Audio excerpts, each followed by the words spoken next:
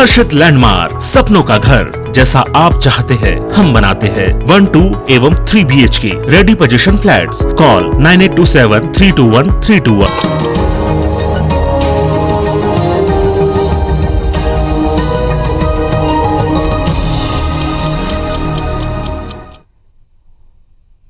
नमस्कार, सुप्रभात। मैं हूं आपके साथ आकांक्षा और आप देख रहे हैं IBC 24/7 की बड़ी बात में आप सभी का स्वागत है।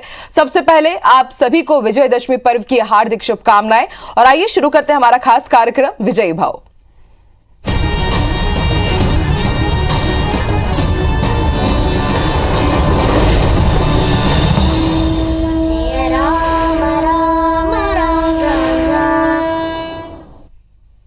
विजयी भव। जी हां, देश भर में विजयादशमी पर्व को लेकर हर्ष और उल्लास का माहौल देखने को मिल रहा है। सुबह से ही भक्त मंदिरों में पहुंच रहे हैं और उनके पहुंचने का सिलसिला लगातार जारी है। वहीं जगह जगह रावण दहन की भी खास तैयारी कर ली गई है।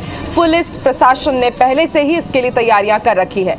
कोरोना गाइडलाइन का खास तौर पर सभी को पालन करना होगा। इतना ही नहीं, ट्रैफिक व्यवस्था में किसी प्रकार की दिक्कत ना हो, इसके लिए प्लान तैयार कर लिया गया है।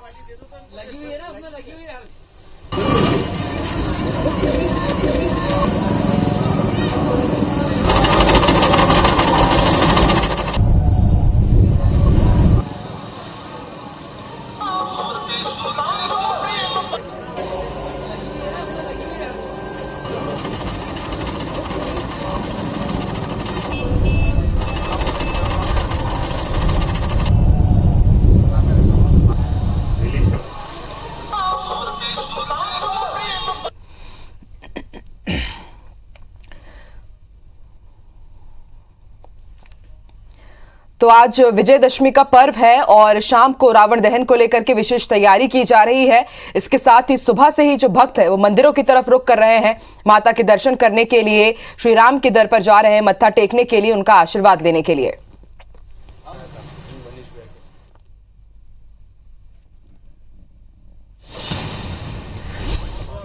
तो आज दुनिया भर में अधर्म पर धर्म की जीत का प्रतीक पर्व विजयदशमी यानी कि दशहरा मनाया जा रहा है।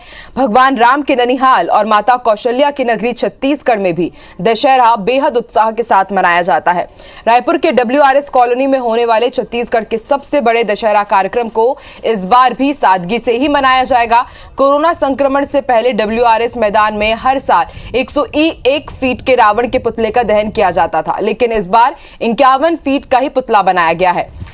रावण के अलावा यहां कुंभकर्ण और मेघनाथ का पुतला भी दहन किया जाता था, लेकिन इस बार सिर्फ रावण का ही पुतला बनाया गया है। आज शाम को यहां स्थानीय जनप्रतिनिधि, प्रशासनिक अफसर और रेलवे के अधिकारियों की मौजूदगी में रावण दहन होगा। आम लोग भी यहां रावण दहन देखने जा सकेंगे। इस दौरान कोविड गाइडलाइन का पालन करते हुए मास्क और सोशल डिस्टेंसिंग रखना होगा। दशहरे के एक दिन पहले कलेक्टर सौरभ कुमार, ASP प्रशांत अग्रवाल समेत महापौर एजाज ढेबर समेत कांग्रेसी नेताओं ने WRS मैदान का दौरा किया। अधिकारियों ने बताया कि WRS कॉलोनी से मुंबई हावड़ा रेल लाइन भी गुजरती है। कार्यक्रम स्थल भी ट्रैक से लगा है, लिहाजा भीड़ को हादसे से बचाने के लिए पटरियों के पास भी बैरिकेडिंग की जा रही है।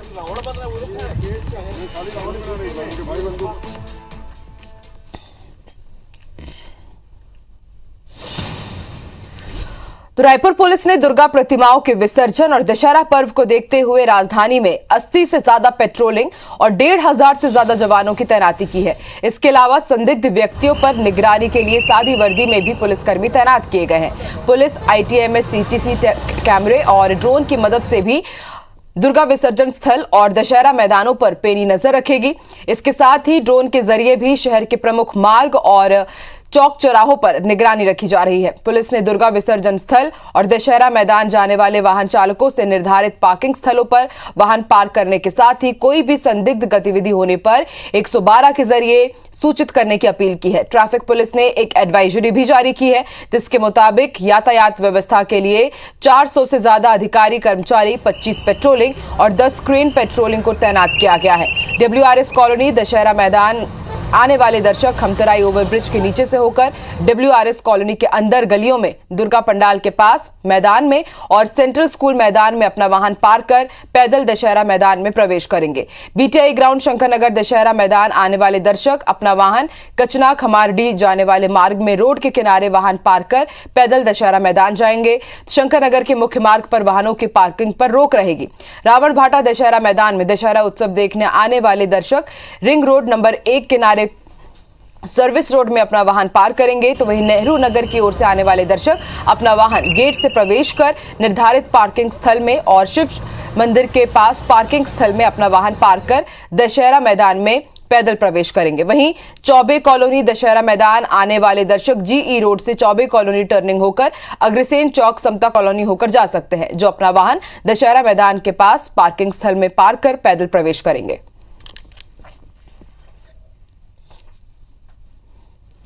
विजयदशमी के अवसर पर दशहरा मैदान में आने वाले दर्शकों के लिए यातायात पुलिस द्वारा अलग अलग पार्किंग की व्यवस्था, अलग अलग रूट व्यवस्था की गई है। ATMS के माध्यम से, CCTV कैमरे के माध्यम से भी हम लोग लगातार शहर की निगरानी करेंगे। जहां जाम की स्थिति निर्मित होती है तो हमारी पेट्रोलिंग पार्टी पहुंचेगी और उसको जल्दी से क्लियर कराने का प्रयास करेंगे।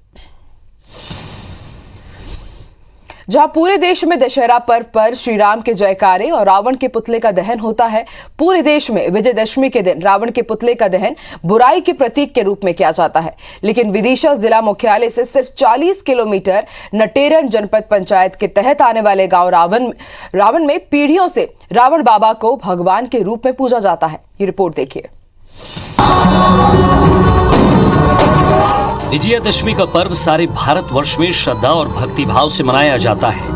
विजय के इस पर्व पर बुराई के प्रतीक रावण के पुतले का दहन किया जाता है। लेकिन विदिशा की नटेरन तहसील की रावण गांव में ठीक इस परंपरा के विपरीत रावण को देवता मानकर पूरे भक्ति भाव से पूजा आराधना की जाती है। रावण को यहाँ रावण बाबा कहा जाता है और बरसों से चली आ रही इस परंपरा को ग्रामीण निभाते चले आ रहे हैं।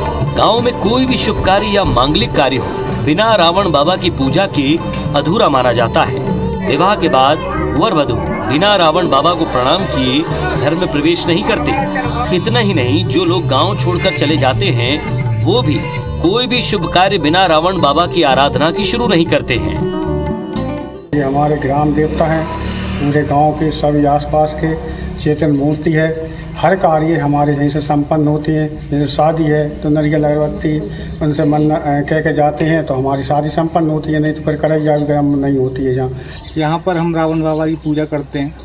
तो यहाँ पर दशहरे को रावण को जलाया नहीं जाता, बल्कि इसकी पूजा अर्चना की जाती है, विशेष पूजा अर्चना की जाती है। और कोई भी मांगलिक कार्य करते हैं तो प्रथम पूजनीय हमारे यही रावण बाबा ही। गांव के किसान ट्रैक्टर, मोटरसाइकिल, यहाँ तक युवकों के हाथों पर सीने पर जय लंकेश लिखवा रखा है।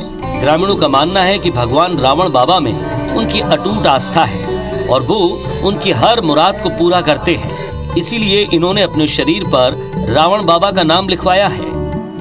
हमारे रावण बाबा की मूर्ति है, पहले एक पेड़ के नीचे थी, तो मंदिर बना दिया गया है और हम इनकी पूजा करते हैं। पूरा गांव कान्यकुब्ज ब्राह्मण समाज का है और लंकाधिपति भी कान्यकुब्ज ब्राह्मण थे। आज जब दशहरा पर्व पर हर तरफ रावण के पुतले का दहन होगा, लेकिन यहाँ दिन भर उनकी पूजा अर्चना होगी।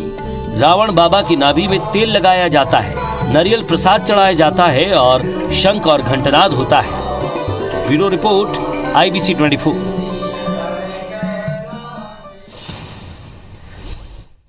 पांच दशक पहले गांव की रामलीला मंडली में वो रावण का किरदार निभाते थे। रामलीला में दशानन के किरदार में इतना रम गए कि रावण का पुतला बनाना सीख लिया। अब ये काम अनवरत उनकी चौथी पीढ़ी कर रही है। देखिए कैसे एक गांव रावण के पुतले बनाने के लिए पूरे छत्तीसगढ़ में प्रसिद्ध हो चुका है।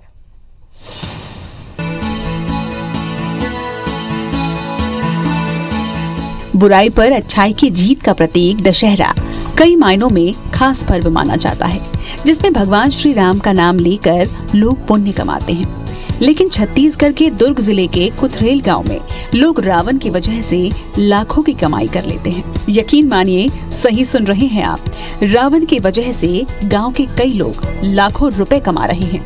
4,500 की आबादी वाले गांव में अब चौथी पीढ़ी रावण, मेघनाद और कुंभकर्ण के पुतले बना रही है। जमीन पर पड़े ये विशालकाय मुखौटे दशानन रावण के हैं, जो अब अंतिम तैयारी में हैं। इन्हें अलग अलग रंगों से रंगा जा रहा है। रावण बनाने की परंपरा पिछले 50 सालों से यहाँ जारी है।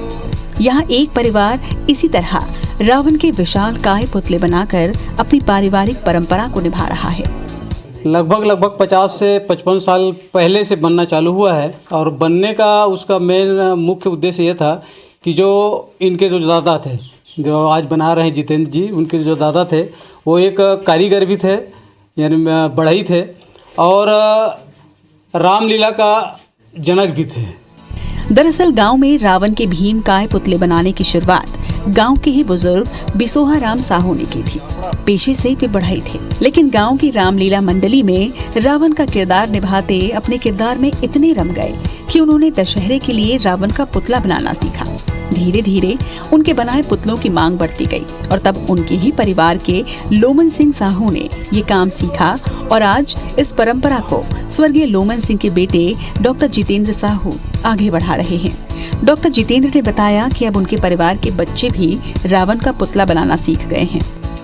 शुरू से रामलीला से जुड़े हुए हैं, है ना, पापा जी भी, तो रावण रेगुलर बना रहे हैं और पुतला बाहर भी जाता है। कितना समय लग जाता है? कहाँ कहाँ? 1.5 से 2 महीने लग जाता है। कहाँ कहाँ गया है आप लोग का रावण? रावण रायपुर, भिलाई, दुर्ग। कितने फीट का रावण अब तक हाईएस्ट बना चुके हैं? 70 फीट। साहू परिवार द्वारा निर्मित रावण के पुतले दुर्ग के अलावा राजधानी रायपुर, बिलासपुर और इसके साथ ही करीब 10 जिलों में जाते हैं। अकेले उनके पास ही इस बार 25 समितियों ने रावण, मेघनाद और कुंभकर्ण के पुतले तैयार करने का ऑर्डर दिया है। वो भिलाई, दुर्ग सहित रायपुर के बिरगांव और आसपास के कई जिलों और गांवों की समितियों के लिए भी पुतले तैयार कर रहे हैं। इस पूरे काम में साहू परिवार की महिलाएं भी साथ में बढ़ चढ़कर हिस्सा लेती हैं।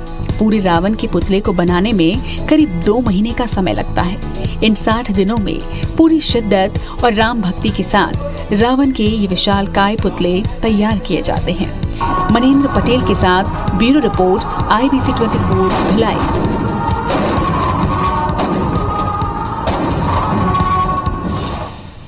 बीते कई दिनों से कांग्रेस में मची हलचल के बाद जब प्रदेश प्रभारी छत्तीसगढ़ पहुंचे तो कई सवाल उठने लगे। कई महीनों बाद जब छत्तीसगढ़ प्रदेश कांग्रेस कमेटी कार्यकारिणी की बैठक हुई तो भी कई तरह के कयास लगाए गए, लेकिन बैठक के बाद सामने आया कि साल 2023 विधानसभा चुनाव जीतने के लिए प्रदेश कांग्रेस प्रभारी PL पुनिया ने अभी से संगठन और विधायकों के बीच बेहतर तालमेल को लेकर मंथन किया और कुछ निर्देश दिए। इधर भाजपा ने एक बार फिर कांग्रेस में अराजकता का माहौल बताते हुए सत्ता पक्ष को घेरा, लेकिन बड़ा सवाल ये है कि मौजूदा हालात में क्या कांग्रेस के भीतर की कवायद के बाद कार्यकर्ता साल 2018 की तरह पूरे उत्साह से एकजुट होकर पार्टी के लिए जुट सकेंगे? ये रिपोर्ट देखिए।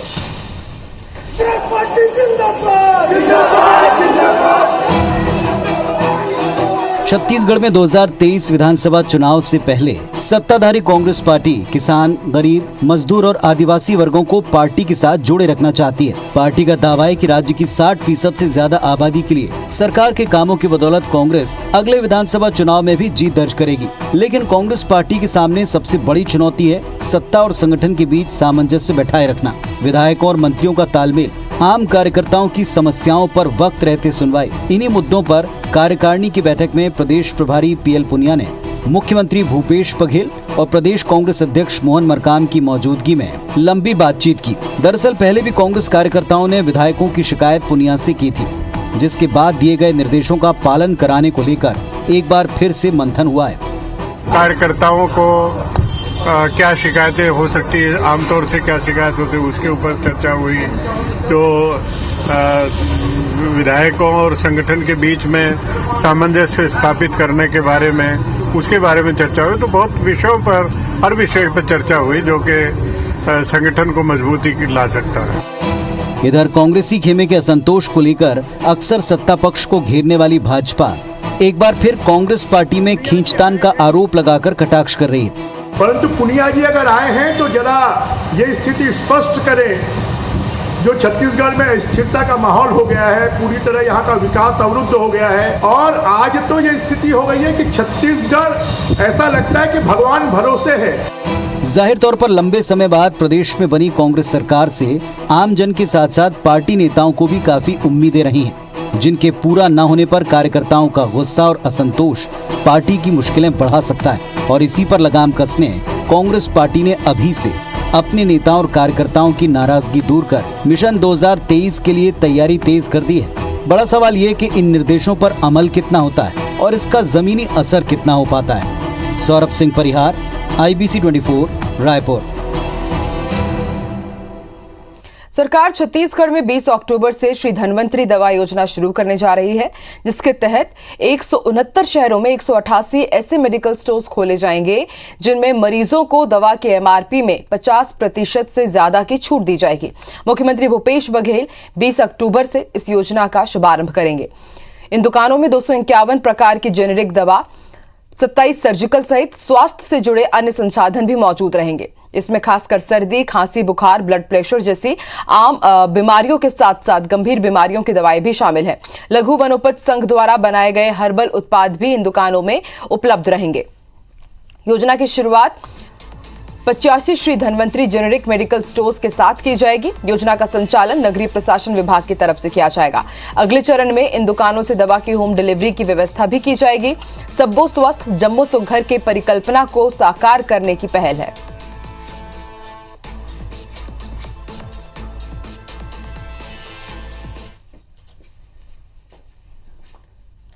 और अब बात करेंगे मध्य प्रदेश में उपचुनाव की दंगल की।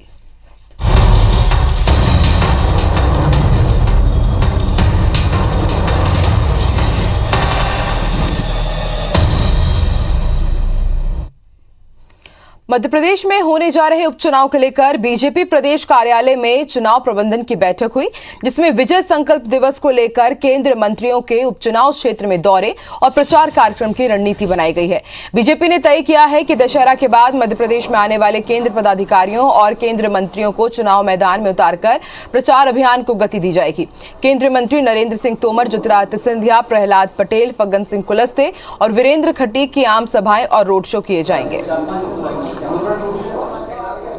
जो विजय संकल्प ध्वज है, दशहरे के अवसर पर मुख्यमंत्री जी सुहावल जाएंगे, जो रैगांव विधानसभा में आता है। माननीय अध्यक्ष जी पृथ्वीपुर में जाएंगे। बाकी जो नेता हैं हमारे केंद्र के और बाकी राज्य के, इनके सभी के कार्यक्रम की एक सूची अभी हम आपको दे देंगे। यह कि कमलनाथ जी तो एक दिन ही जाते हैं एक विधानसभा में।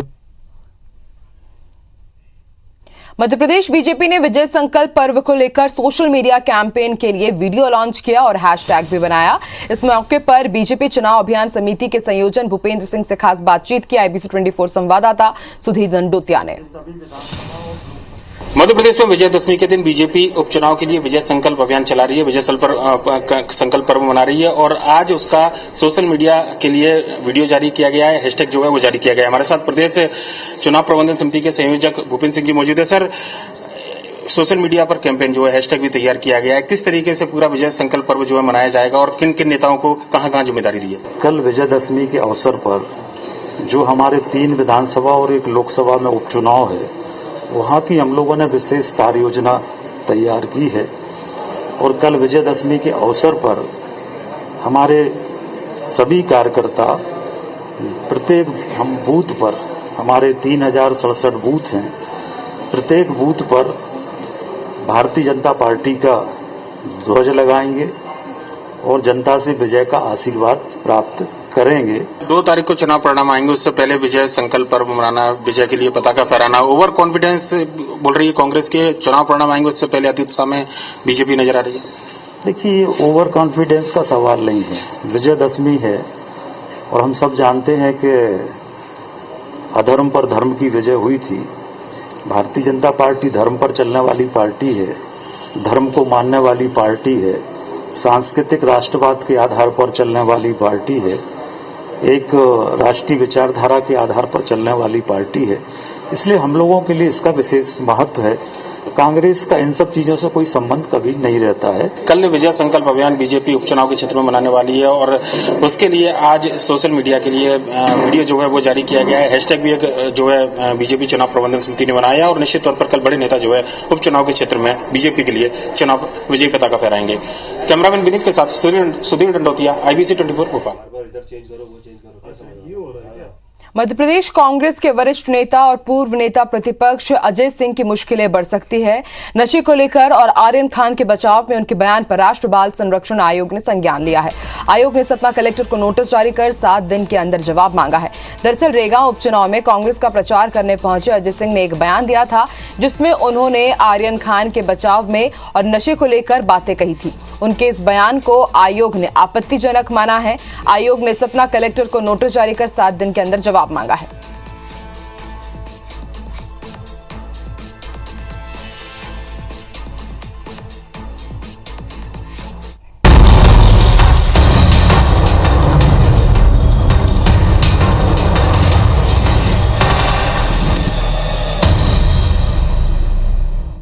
साथ की बड़ी बात में फिलहाल इतना ही। आप देखते रहिए IBC 24। नमस्कार।